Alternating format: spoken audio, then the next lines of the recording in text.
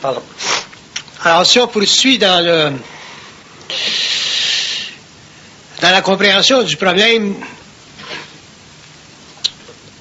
des bornes de la conscience, il y a des éléments là-dedans qu'il faut souligner.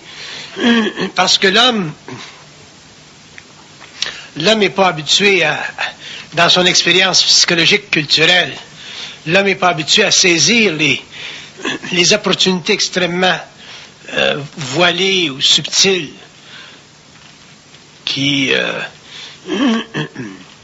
auxquelles il a accès, parce que l'homme n'est pas assez éveillé. Si on regarde, par exemple, le facteur de dominance, l'homme sur la Terre a tendance à être dominateur. Quand je parle de l'homme, je parle de l'être, génériquement parlant. On est dominateur. Et le mâle est encore plus dominateur. Alors qu'au cours de l'évolution, ou en ce qui concerne l'évolution de la conscience évolutionnaire, le développement de cette conscience-là, l'homme doit devenir un être dominant. On peut être dominant sans être dominateur. Et la différence entre les deux est importante. Elle est même imposante. Un homme devient dominant lorsqu'il en arrive à pouvoir dominer ce dont il est fait. Ses craintes, par exemple.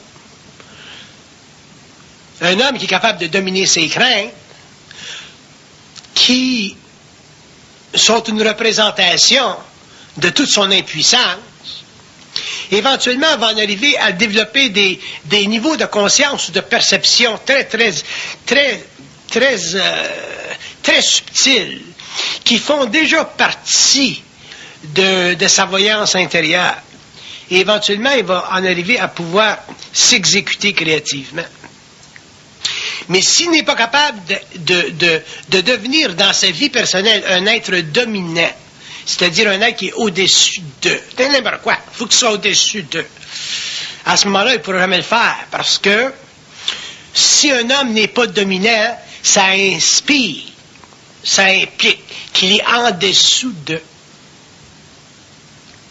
Et être en dessous de quoi que ce soit invite l'individu dans son expérience psychologique à utiliser la croyance pour fixer dans son moi une impression de vérité. Donc à ce moment-là, c'est absolument impossible pour lui de devenir dominant au niveau de sa conscience. Donc il ne peut pas devenir dominant au niveau de son intelligence, des lois matérielles ou des lois de l'invisible, ce qui est encore plus difficile parce que ce sont des lois encore plus occultes. Donc, pour que l'homme devienne dominant, c'est-à-dire jamais assujetti à quoi que ce soit, il faut qu'il règle certaines choses. Une des choses qu'il doit régler, c'est la crainte. La deuxième chose qu'il doit régler, c'est l'amour de la vérité. Quand je parle de l'amour de la vérité, je parle de l'amour spirituel de la vérité. Je parle de l'amour naïf de la vérité. Parce que l'amour naïf de la vérité le force, lui, en tant qu'être, à demeurer à l'intérieur des confins d'une conscience institutionnalisée. Il ne pourra jamais mettre le doigt sur les bornes de sa conscience. Donc, il ne pourra jamais être un être dominant. Il ne pourra jamais regarder de haut. Si l'homme n'est pas capable de regarder de haut le concept de Dieu, il est automatiquement violé dans les droits uniques de sa conscience moroncière. Il ne peut pas prédéterminer les assises psychiques de l'organisation des mondes invisibles. Donc, il ne peut pas avoir de connaissance ou il ne peut pas naître à la connaissance des mondes parallèles. Donc, automatiquement, il est obligé de s'inviter en tant qu'individu à un particularisme très humain, qui est le développement ou le besoin de développer une notion unique de l'infinité qu'on personnifie et à laquelle on a donné le nom de Dieu, qui a été institutionnalisé par les religions. Et ça enlève à l'homme sa dominance. Parce que l'homme, s'il n'est pas dominant, et qu'il fait face à cette notion historique de Dieu et qu'il n'est pas capable d'en faire une analyse concrète. C'est-à-dire une analyse basée sur sa capacité créative de définir lui-même les conventions psychologiques de son moi qui contiennent tout le matériel psychologique de son ego, qu'on appelle la culture. L'homme ne pourra jamais en arriver à définir la consubstantialité de sa nature avec celle de cet être-là qu'on appelle Dieu. Donc l'homme demeurera un être dominé. Et s'il est dominé, il ne sera pas dominant. S'il n'est pas dominant, il ne pourra jamais sentir les contours de sa propre infinité, donc de sa conscience créative, morontielle, systémique, télépathique. L'homme, autrement dit, ne pourra pas participer à un dialogue constructif avec les invisibles. Donc il demeurera simplement un être psychologique, voué aux lois planétaires de la quarantaine, qui a affecté toutes les civilisations humaines, qui a conditionné toutes les assises des religions, puis qui a créé ce qu'on appelle aujourd'hui l'homme vide. L'homme vide, c'est l'homme dominé. L'homme vide, c'est l'homme qui n'est pas dominant. Et c'est ce qui a créé, pendant l'évolution, les conditions qui ont favorisé les dictatures à tous les niveaux. Les dictatures politiques, les dictatures théologiques, les dictatures spirituelles. Un homme qui est en communication avec l'invisible, avec des morts, avec des entités, il vit une dictature. On appelle ça la possession. La possession, c'est une dictature.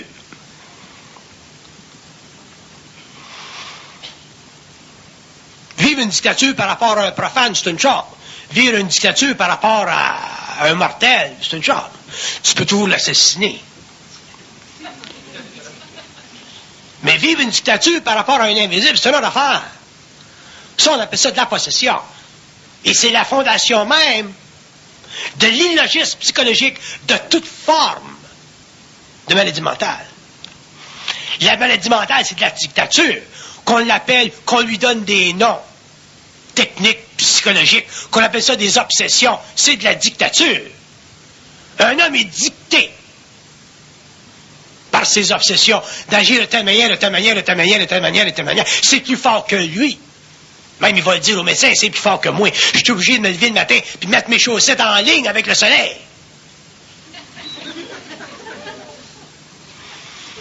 Je suis obligé de laver mes mains toute la journée. 15, 50, 60 fois. C'est de l'obsession. C'est de la dictature. Si c'est pas contrôlé, ça amène à la folie. Pourquoi? Parce que l'être n'est pas dominant. Puis pourquoi est-ce que l'être n'est pas dominant? Parce que l'être n'a pas été instruit. Puis pourquoi est-ce qu'il n'a pas été instruit? Mais parce qu'on a toujours été dominé.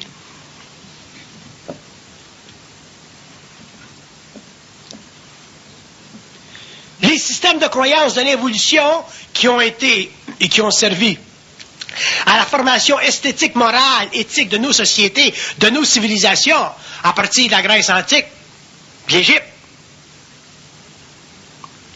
même de l'Orient, a servi à quoi en ce qui concerne l'homme?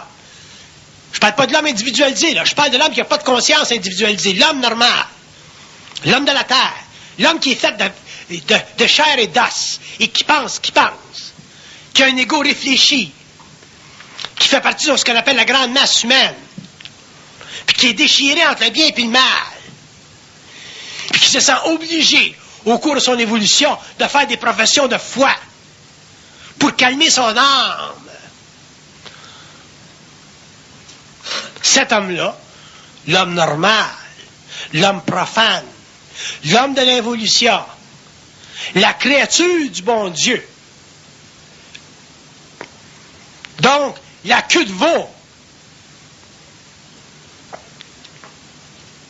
Cet être-là n'est pas un être dominant. Il a été dominé par d'autres qui ne sont pas plus dominants que lui, mais à cause des conditions sociales qui favorisent le pouvoir, ont eu une ascendance sur lui. Si t'es ignorant, puis le gars à côté de toi, c'est un médecin, mais c'est évident qu'il va avoir une ascendance sur toi, même s'il est plus ignorant que toi.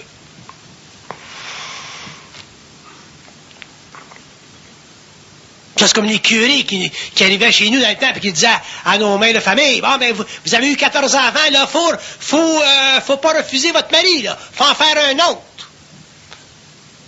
Tabarnak, il y a une petite botte, là. Tu sais, faut pas nous faire chier trop longtemps. Fait qu'ils ont essayé de nous faire chier, puis finalement, il y a eu la révolution tranquille, puis aujourd'hui, ils vont les avoir dans le cul. La majorité des êtres plus évolués. Fait qu'ils ont trouvé de changer leur position, là, changer leur marketing, puis aller en Afrique, puis en Amérique du Sud. Parce que ça marche plus, ces conneries-là. Là. La petite botte. 14 enfants.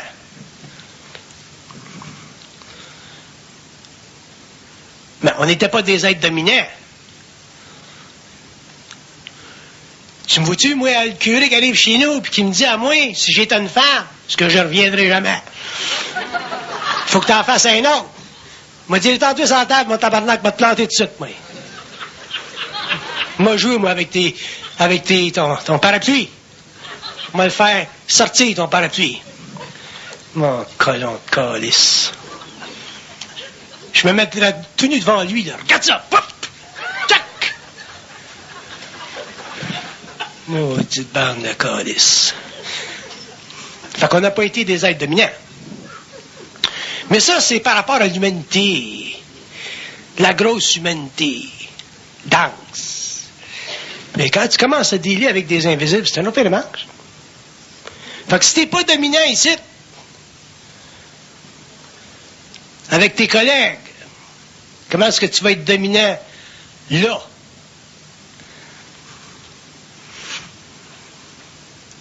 Avec des êtres qui appartiennent à des mondes dont les lois sont totalement différentes de nous autres. Ta mère est ici, à t'aime, puis elle arrive de l'autre bord pour essayer de te fourrer.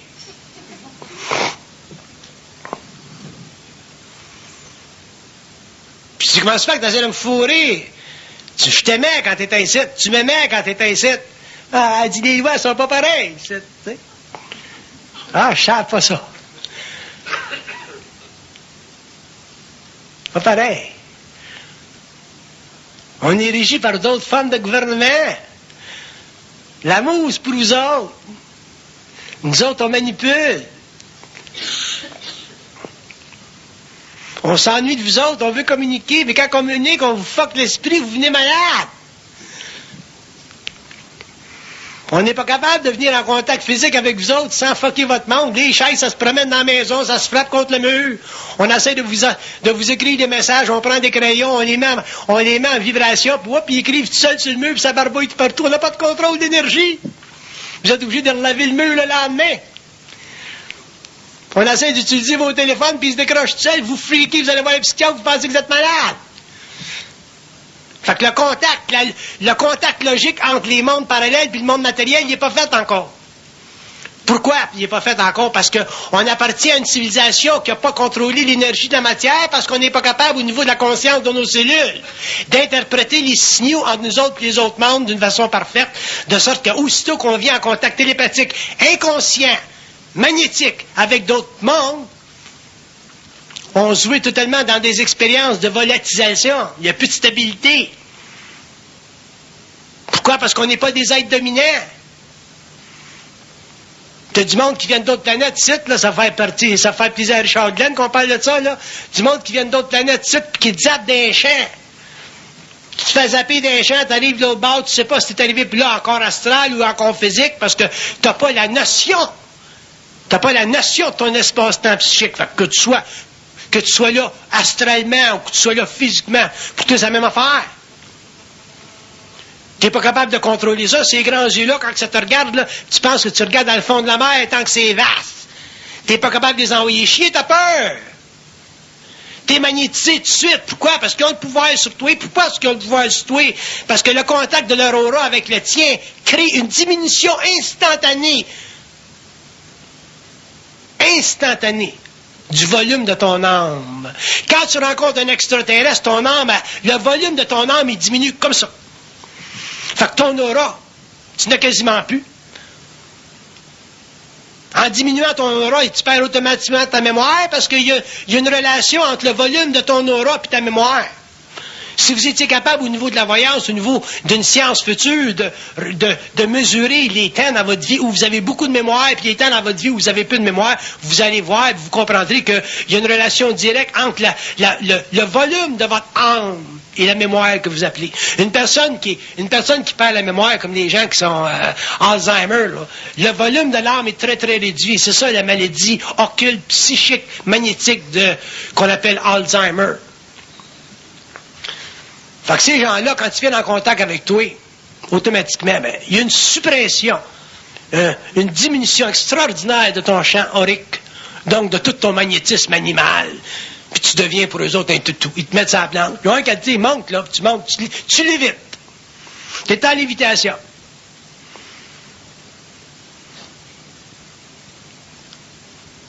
Mais ça veut dire quoi, tout ça? Tout ce verbiage-là? Ça veut dire qu'il va falloir un jour que l'homme soit capable de contrôler son esprit, parce que c'est tout au niveau de l'esprit que ça se passe.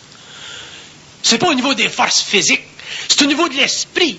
Puis l'esprit, on ne sait pas qu'est-ce que c'est. On a une petite idée, là, parce qu'on s'en sert à tous les jours, pour penser, on s'en sert pour mesurer, on s'en sert pour évaluer, on s'en sert pour techniquement créer des conditions matérielles là, dans nos jobs, là, en tant qu'ingénieur, en tant que médecin, en tant qu'avocat, en tant que juge, en tant que curé. On sert de notre esprit.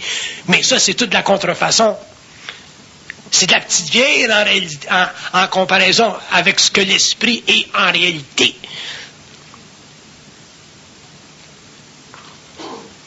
Mais on ne s'en sert pas parce qu'on n'est pas dominant. On est dominé. L'homme pense avec les pensées de tout le monde. On le sait, quand on était aux études, on aimait ça. Dire ce que Socrate avait dit il y a 2000 ans. Connais-toi toi-même. On était capable de répéter les conneries françaises. Là. Tu penses, je pense, donc je suis. Puis on se pensait intelligent. Fait qu'il va falloir un jour que l'homme renverse ça complètement, que l'homme devienne dominant, c'est-à-dire que l'homme soit capable d'exploiter avec conscience la gravité de son ignorance, puis elle est très grave, son ignorance.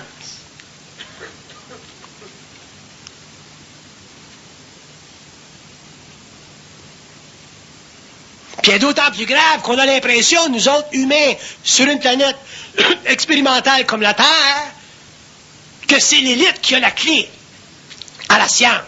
Alors que l'élite, sans le savoir, reçoit ses ordres à partir du plan astral. C'est les morts qui vous rendent intelligents. C'est les morts qui vous donnent vos idées. C'est les morts qui vous transfèrent l'information dans le rêve. C'est les morts qui, par le rêve, vous amènent, M. Fermi, à développer le concept moléculaire de l'atome.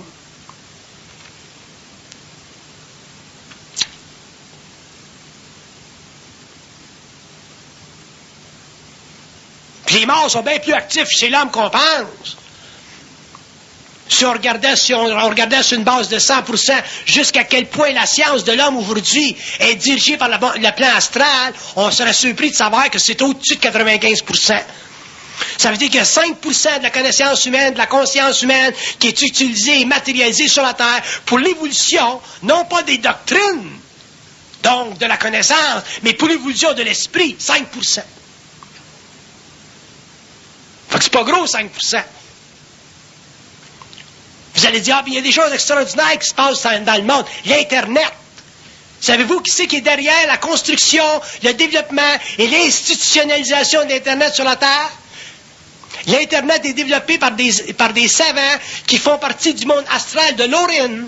Et l'Orin, c'est une convention psychique qui est maintenue en vie pendant aussi longtemps qu'ils vont pouvoir le faire par des morts qui ont décidé de ne plus s'incarner sur la Terre. Ça veut dire qu'il y a des intelligences dans le monde de la mort qui sont fixées, décidées de ne plus revenir sur la Terre. Et ça, c'est une grave erreur, parce qu'ils n'ont pas le choix que de le faire, parce que la fusion, c'est-à-dire l'électrification de l'âme, doit se faire dans la matière. Ça veut dire que ces êtres-là font déjà partie de ce qu'on appelle aujourd'hui les forces lucifériennes. Donc, ce qu'on appelle l'Internet sur la Terre, ça fait partie de la domination à travers une technologie très vaste maintenus par des forces qui ont le pouvoir de donner à l'homme l'impression de l'infinité de sa conscience à travers l'utilisation des mécanismes énergétiques qu'on appelle les modems pour donner à l'homme l'impression d'accéder à une vaste ressource, à une vaste réserve de connaissances. Ça ne veut pas dire que je vais retourner en soirée chez nous et je vais mettre mon modem dans les poubelles. Il ne faut pas être con à ce point-là. Mais il faut savoir qu'éventuellement, l'homme devra atteindre des niveaux de conscience, de science, fondés sur le pouvoir télépathique de son esprit avec d'autres esprits. Là, c'est réellement l'Internet, le vrai Internet. Sans ça, tous les égrégats de la planète vont être mis en vibration par cet Internet-là. Fait que l'Internet, sur le plan psychologique d'une civilisation aussi abrutie que la nôtre, va devenir au 21e siècle une grande poubelle psychologique pour l'humanité. Puis il va y avoir des petits secteurs de ça qui vont être très bien. Puis il va y avoir d'immenses secteurs là-dedans qui vont servir à une plus grande dégradation de l'âme humaine parce que l'homme n'a pas d'identité. Les individus ne sont pas invités à pouvoir passer dans ces mondes-là, expérimenter ces mondes-là avec de la science intérieure qui peut leur dire « ça c'est pas bon, ça c'est bon, ça c'est pas bon, ça c'est bon ». Si l'homme n'a pas d'identité, comment voulez-vous que l'homme soit capable de faire un choix entre des propositions que l'Internet et d'autres choses qui viendront tout à l'heure l'inviter à une dissuasion de sa dominance? Quand tu arrives à un petit gars de 12, 13, 14, 15 ans, puis tu lui présentes, comment est-ce qu'il appelle ça, virtual reality. Pour lui, c'est à l'os. Mais quand tu vas sur le plan mental, puis tu étudies le virtual reality, puis qu'est-ce que ça va faire à certaines personnes, qu'est-ce que ça peut faire à certaines personnes, ça fait quoi à l'aura de l'homme, ça? Ça fait quoi à l'ego qui est déjà dominé, qui est sans dominance? Ça fait quoi à une conscience qui est pas centrique, qui est pas dans sa propre lumière? Ça fait des êtres qui, au 21e siècle, vont devenir des expressions extrêmement manigancées, mécanisées, d'une conscience astrale presque matérialisée. Puis déjà, aujourd'hui, dans le monde, il y a des entités astrales qui tentent de se matérialiser à travers la téléphonie, la radio, la télévision. Fait que plus les systèmes électriques vont être développés sur la Terre, plus ils vont être subtils, plus la science sur la Terre va devenir grandiose, plus les morts vont se matérialiser. Mais quand tu vas venir le temps où les morts vont se matérialiser à un point où l'homme pourra plus faire la différence entre un mort matérialisé et un vivant incarné, qu'est-ce que vous pensez qui va se produire?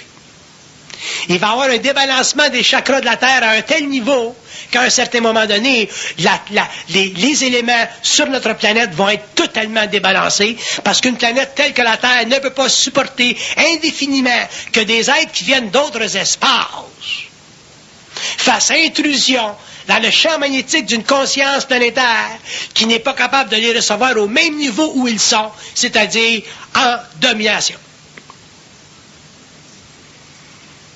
Donc, un être qui est dominé, qui est dominable, et qui vient en contact avec des entités d'un autre monde, pas simplement lui devient-il victime de cette contrefaçon-là ou de cette interprétation des mondes, mais même sa planète. Fait que vous pouvez vous attendre au 21e siècle que beaucoup de choses sur la Terre qu'on considère aujourd'hui comme étant suffisamment stables vont devenir extrêmement déstabilisées. Fait que ça fait quoi tout ça? Sans aller trop loin dans l'étude noire des choses. Ça fait quoi? Ça fait qu'éventuellement, il va falloir que l'homme s'individualise. Il va falloir que l'homme devienne un être dominant pour être libre. Libre de toutes les forces occultes matérielles qui ont tendance à conditionner son moi à un point où l'homme va perdre son identité et va devenir graduellement un être très mélancolique. Et l'homme moderne devient de plus en plus mélancolique. Et la mélancolie de l'homme se manifeste de plusieurs façons. La mélancolie de l'homme se manifeste dans le fait que plus on avance dans l'évolution de la Terre, dans l'évolution des systèmes, plus on avance dans le temps de l'information, plus on avance dans le temps de la fausse liberté, plus on avance dans un temps où même les hommes et les femmes ne sont plus capables maintenant de maintenir cette alliance fragile qui historiquement a créé le couple, qui était pour l'homme et la femme une sécurité et qui devient maintenant un champ de bataille. Pourquoi? Parce qu'il n'y a plus d'esprit chez l'homme. Il y a simplement de l'âme qui est avide d'expérience. Pourquoi? Parce qu'il n'y a plus d'identité.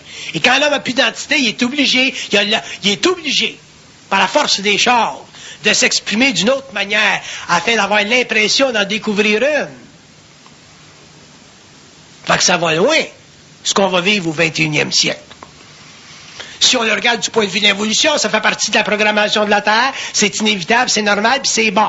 Mais si on le regarde du point de vue de la paix de l'âme, si on le regarde du point de vue de la paix de son esprit, il va falloir que l'homme devienne un être très, très dominant s'il veut conserver demain la paix de son esprit, c'est-à-dire ne pas être terrorisé par tout ce qui est neuf et tout ce qui viendra de neuf dans le monde. Autant sur le plan des idées, autant sur le plan des technologies et autant sur le plan du brassage de toutes ces choses-là, dans une cacophonie historique que l'humanité n'aura jamais compris, n'aura jamais vécu et que Saint Jean appelait l'Armageddon. Pas l'Armageddon, l'Armageddon.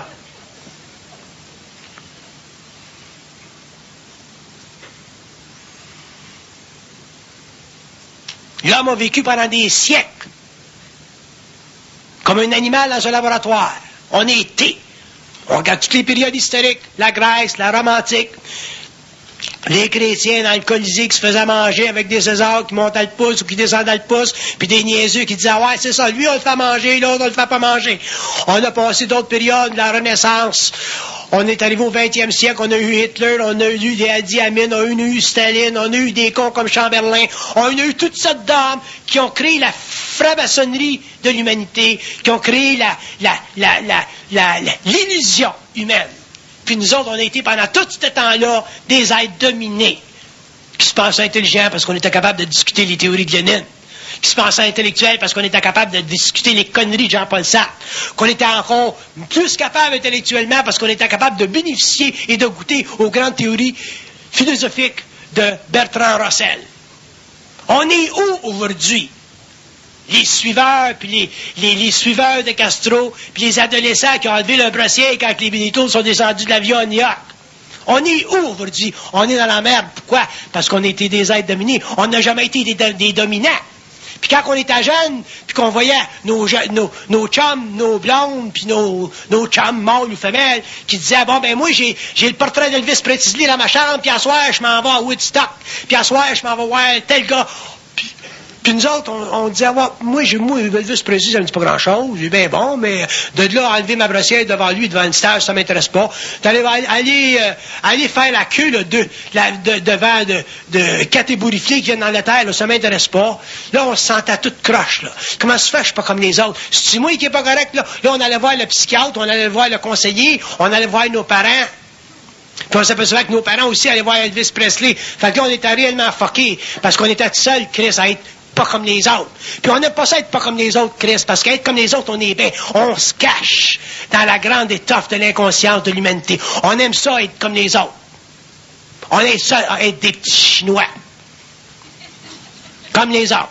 On aime ça s'habiller comme les autres. On aime ça.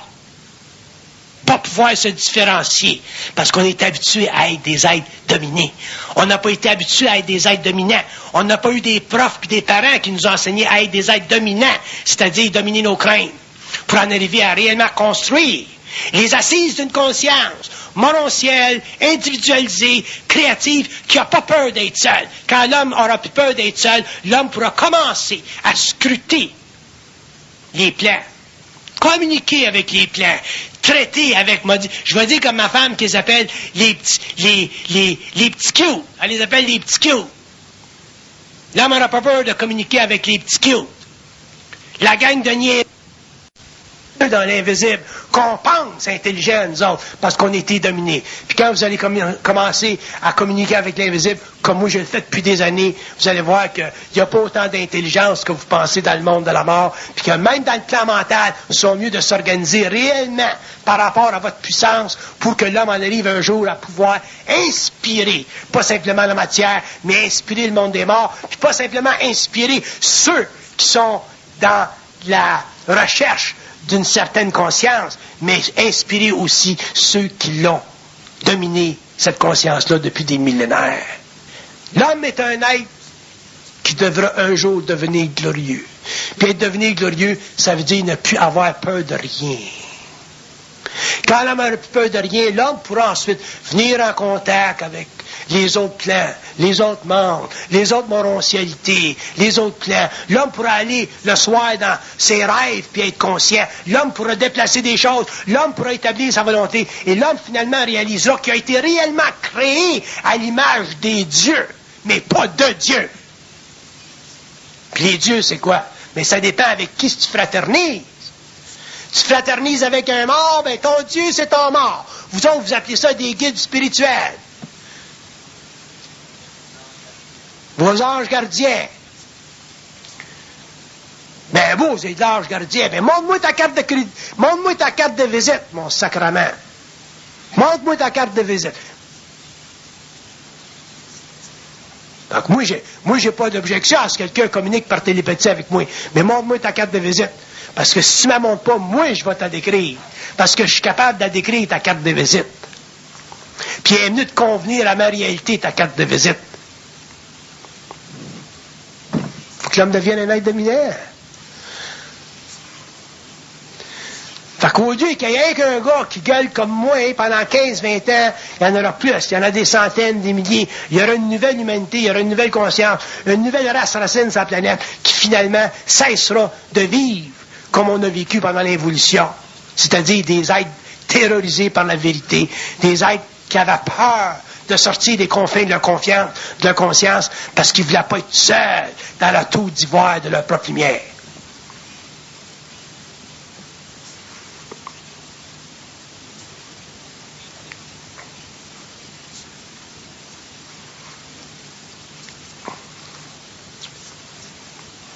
Des fois, j'ai tanné de parler. Des fois, je voudrais tout sacrer ça, là. Mais je continue parce que je suis tanné de parler quand j'atteins un certain niveau vibratoire. Mais j'ai hâte d'atteindre l'autre pour commencer à parler encore. Puis après ça, je suis tanné, puis après ça, je vais atteindre l'autre. Autrement dit, je vais probablement parler jusqu'à temps que je crève.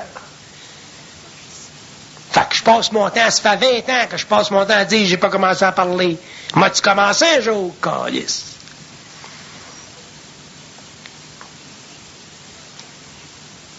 Le mensonge, on ne l'a pas fait. On ne l'a pas étudié, le mensonge. On n'a pas fait d'études profondes du mensonge. C'est quoi le mensonge?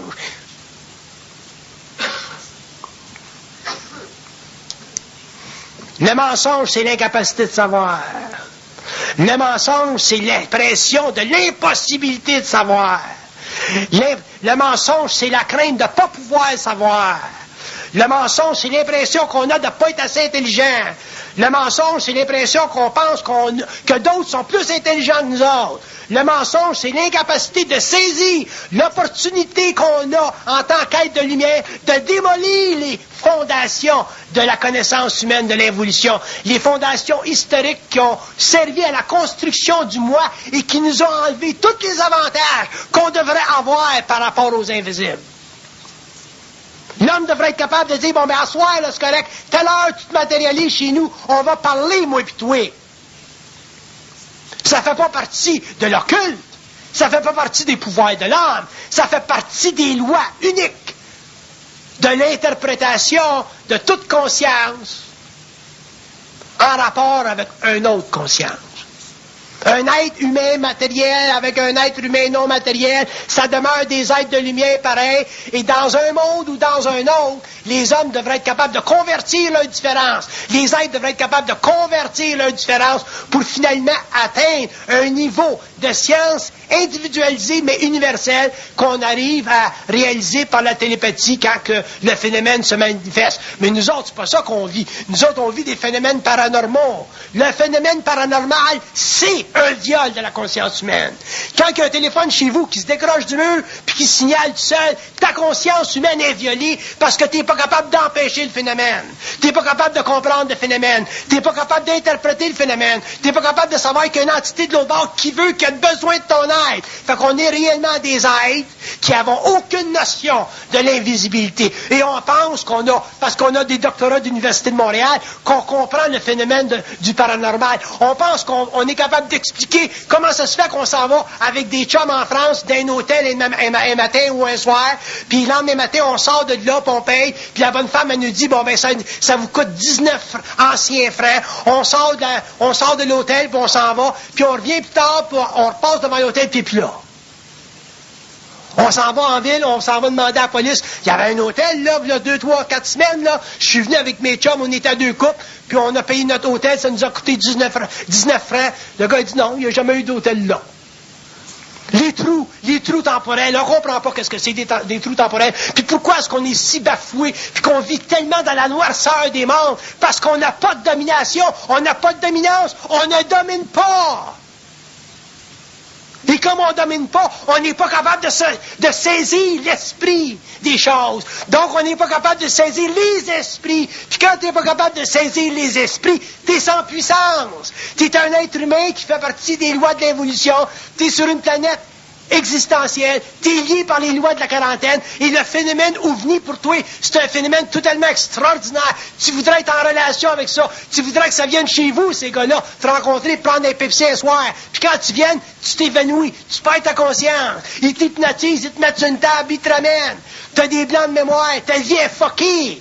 Calice. Parce que l'homme n'est pas un être dominant. Vous allez le comprendre. Quand même, je passerai ma vie, le restant de mes jours, à démolir les fondations psychologiques du moi qui ont servi à la construction de l'empire des forces arimaniennes sur la Terre, où l'homme n'a jamais été capable de réaliser qu'il est en fait un être glorieux, c'est-à-dire qu'il a substantiellement le pouvoir d'inviter à sa table les invisibles. Mais les inviter à sa table dans son temps, pas se faire fucker son espace-temps par des matérialisations puis par des phénomènes paranormaux qu'il ne comprend pas. L'homme doit être maître de sa nature. Ça veut dire quoi être maître de sa nature? Ça veut dire être mûr dans sa nature.